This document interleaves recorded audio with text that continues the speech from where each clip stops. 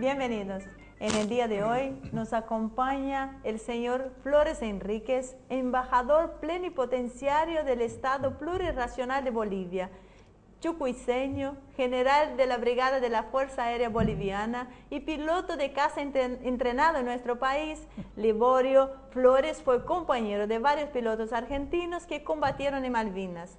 A partir de abril de este año es el máximo representante en la Argentina del gobierno que preside Evo Morales y hoy está con nosotros para hablarnos de su país. Bolivia fue tapa de los diarios en los últimos días por dos acontecimientos bastante insólitos. Uno fue el problema que sufrió su presidente, Evo Morales, cuando a su avión se le negó permiso en los espacios aéreos y lo obligaron a aterrizar. Una medida inédita para un presidente. Y otro tema que es un poco más reciente fue un editorial que sacó el Washington Post, donde se indicaba a Bolivia como un estado narcoterrorista y lo asimilaba a Afganistán.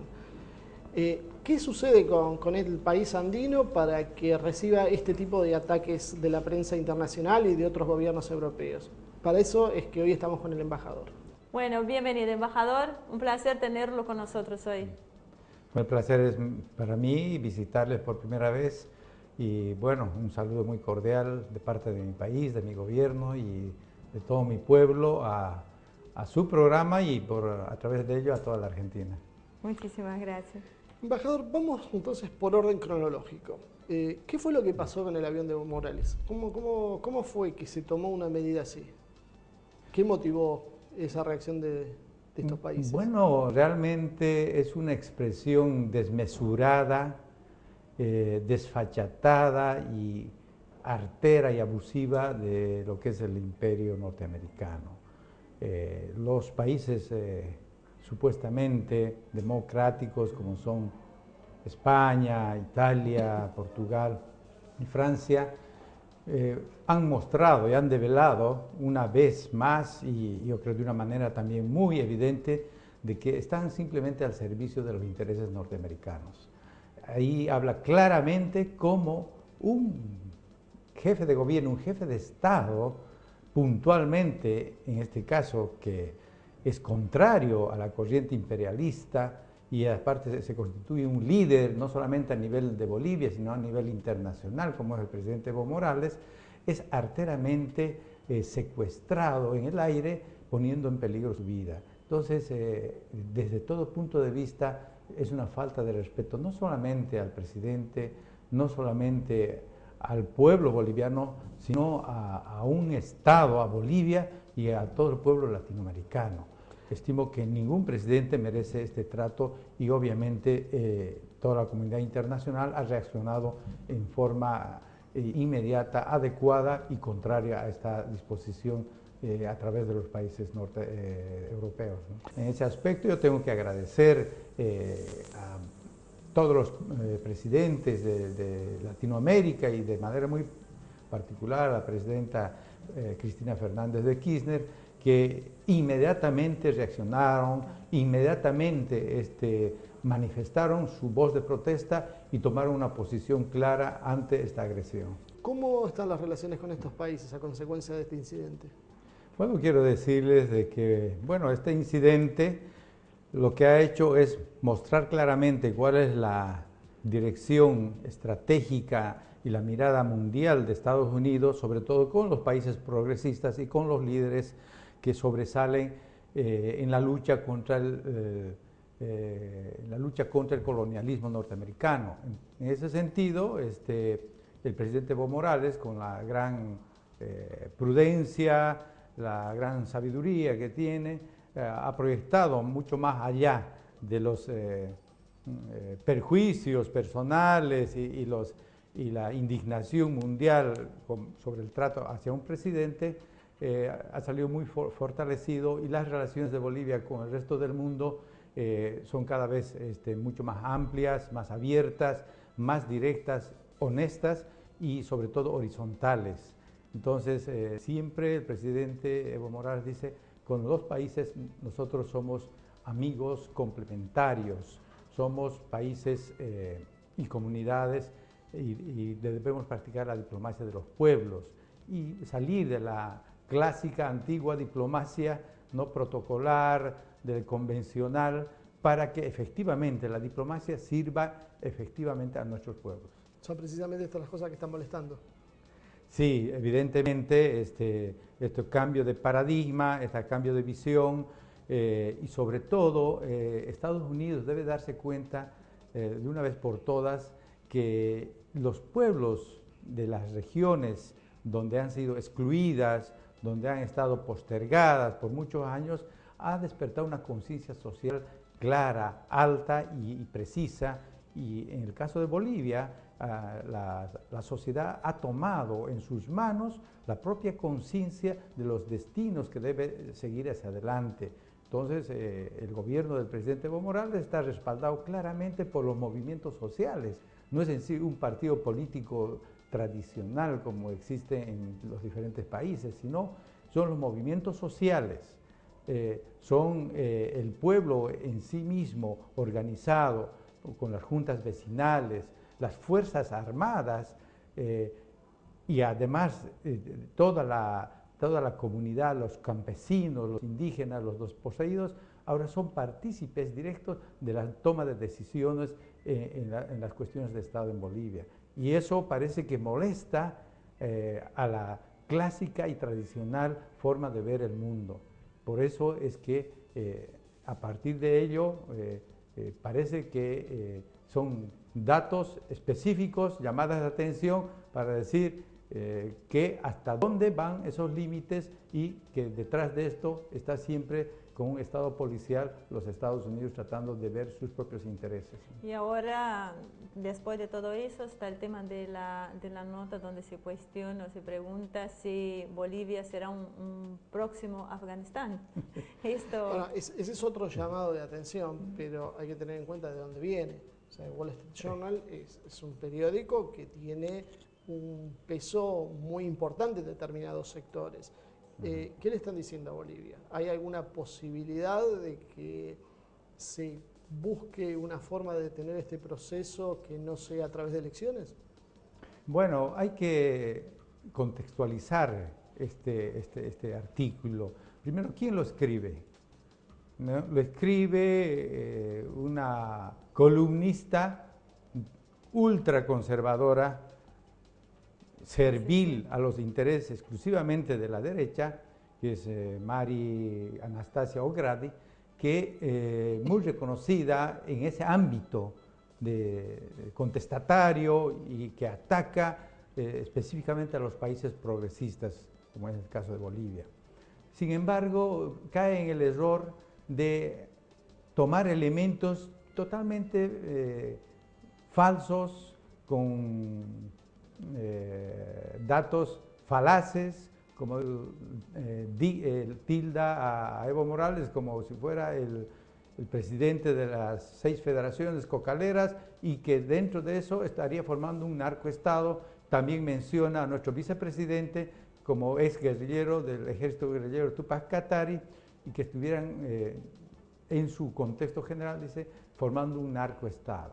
Nada más alejado de la realidad. Bolivia en este momento es un país nuevo, con una constitución nueva, con una estructura de los órganos perfectamente consolidados, con una democracia totalmente clara y transparente, en el cual el presidente Evo Morales ha obtenido altos grados de votaje, más del 50 y del 60%, en diferentes oportunidades, tanto para aprobar la nueva constitución como para ser elegido y reelegido como presidente. Hay una participación democrática y directa de toda la población en sus diferentes sectores y por un lado, el lado político, se ha constituido Bolivia en un referente mundial de cómo un país que es tan segregado, tan vilipendiado por la derecha, por el capitalismo, puede asumir su destino en sus propias manos y surgir prácticamente como el ave fénix con logros altamente reconocidos, como son sus logros económicos, sociales, políticos y culturales. Bolivia económicamente en este momento es un referente a nivel latinoamericano y casi mundial. En 8 años de la presidencia del presidente Evo Morales, ha triplicado su Producto Interno Bruto. El 2006 el Producto Interno Bruto era alrededor de 7.000 millones de dólares, ahora está alrededor de 30.000 millones de dólares. Entonces, ¿de qué Estado estamos hablando? De un Estado que está emergiendo poderosamente económicamente, con alta inclusión social, con programas muy eficientes de salud, de educación, con valores macroeconómicos altos, como sus reservas monetarias están alrededor de 14.000 millones de dólares, casi el 50% de todo su Producto Interno Bruto, con una inclusión total de la niñez, con bonos sociales para los más desposeídos, igualmente hay un bono dignidad para la gente que tiene más de 60 años, que no tenían ingresos. Se le está dando dignidad a través de sus propias posibilidades.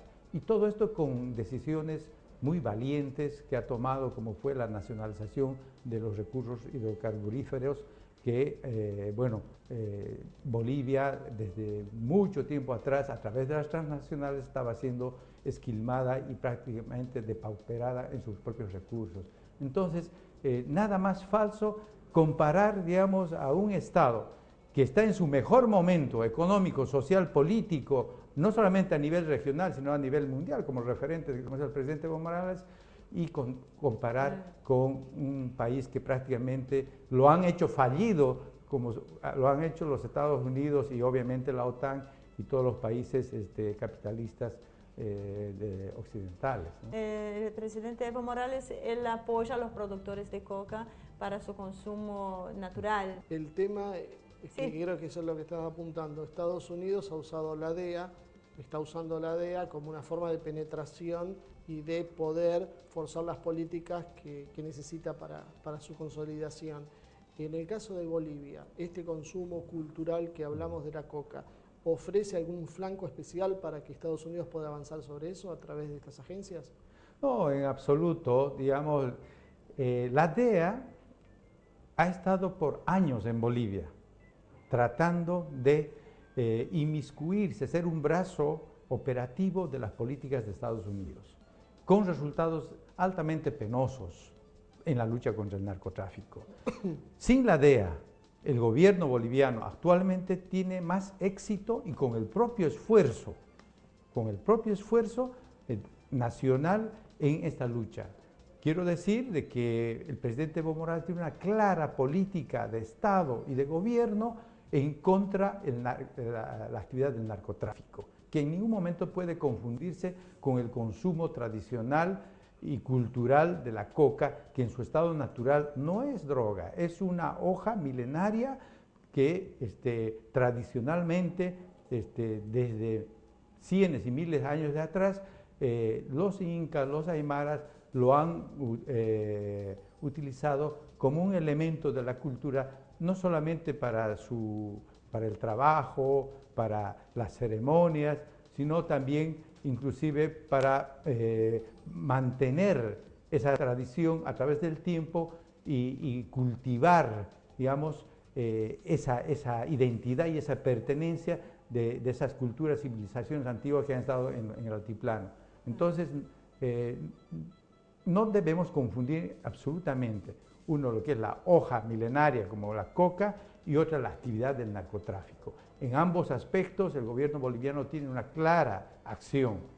En una, defender la cultura como parte de identidad de lo que es la identidad boliviana procedente de estas culturas antiguas, y otra es la actividad netamente contraria a lo que es el narcotráfico dentro de una ley que es bastante rigurosa, como es la ley 1008, que es draconiana prácticamente contra la actividad del narcotráfico. Y la DEA en el pasado lo hizo un negocio de su propia actividad dentro de Bolivia. Venía, por decir, una ayuda de 30 millones de dólares supuestamente para la lucha contra el narcotráfico, de los cuales el 80% se iban a sueldos y a bonos y a actividades de su propio personal de la DEA. Y quedaba solamente un 20% que efectivamente llegaba a la lucha.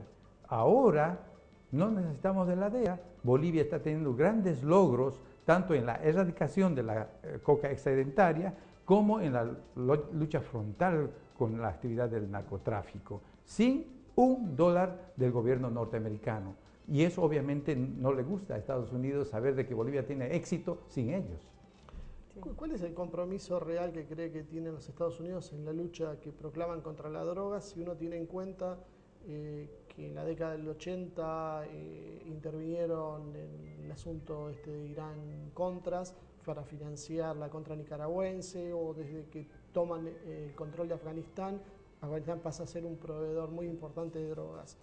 ¿Qué compromiso real hay de Estados Unidos en esto, o es una forma de proyectar su política?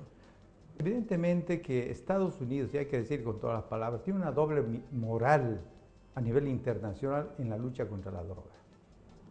Muchos de sus personeros, y hay libros escritos, y hay películas documentales donde muestran claramente cómo personal propio de la DEA ha estado en la actividad de narcotráfico, ¿no? Utilizando medios del gobierno norteamericano para sus propias actividades ilegales.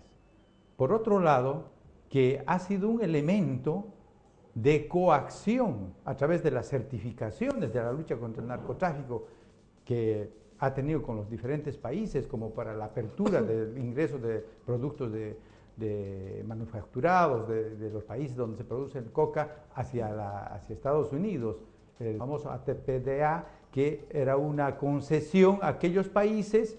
Habría un monto de exportaciones e importación para Estados Unidos para aquellos países que supuestamente han cumplido adecuadamente las directivas de la DEA y de Estados Unidos.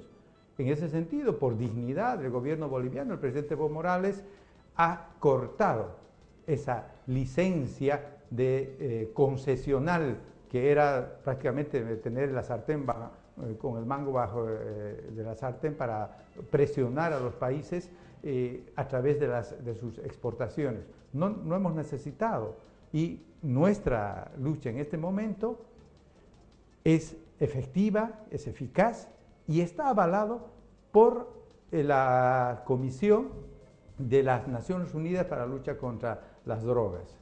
Entonces, hay elementos que permanentemente hacen el seguimiento en Bolivia, y hay documentos que fehacientemente demuestran el éxito de Bolivia en esta lucha. Obviamente, la actividad del narcotráfico, como ustedes sabrán, es una avenida de dos vías, de los consumidores y de los productores. Es una actividad ilegal con altos grados de ganancia inmediata, ilícita, que no se puede pelear solamente en un país, se deben pelear en todos los frentes, de una manera sistemática, integrada, como sobre todo en los centros de consumo. Mientras haya demanda, va a haber alguien que va a ser tentado a producir la droga. Y obviamente debemos integrarnos, sobre todo en la región, todos los países, para ver todos los elementos. Hace una semana ha salido una publicación del Banco Mundial haciendo sobresaltar y haciendo notar de que la actividad contra el lavado de dinero de Bolivia es altamente notable. Entonces, está trabajando en todos los frentes Bolivia, pero como Estados Unidos tiene otros intereses y no es capaz de decir de que ellos tienen la obligación de luchar dentro de su mercado interno de manera frontal, y aparte también hay que decirle que las mayores ganancias de esta actividad ilícita internacional, las mayores ganancias quedan en Estados Unidos. Claro, no es fácil cortar la dependencia. En este marco, que nos puede hablar sobre la relación no solo con la Argentina, sino con los países latinoamericanos. En los últimos tiempos, Latinoamérica ha despertado en su conciencia de la necesidad de la integración.